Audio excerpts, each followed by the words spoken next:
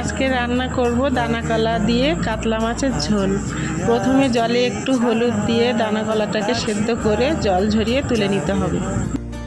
এরপর কড়াইতে তেল দিয়ে মাছগুলোকে লাল লাল করে ভেজে নিয়ে তুলে নিতে হবে।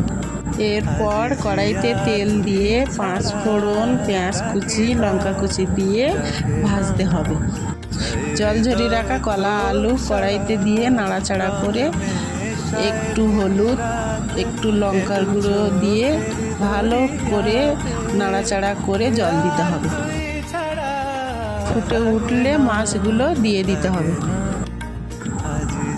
এরপরে গোটা ধনে, জিরে, মরিচ বেটে নিয়ে নামানোর আগে জিরে, ধনে, মরিচ বাটার সাথে একটু লবণ দিয়ে ফুটিয়ে নামিয়ে নিতে হবে। এইভাবে দানা কলার তরকারি বাড়িতে অবশ্যই রান্না করে খাবেন। টাটা।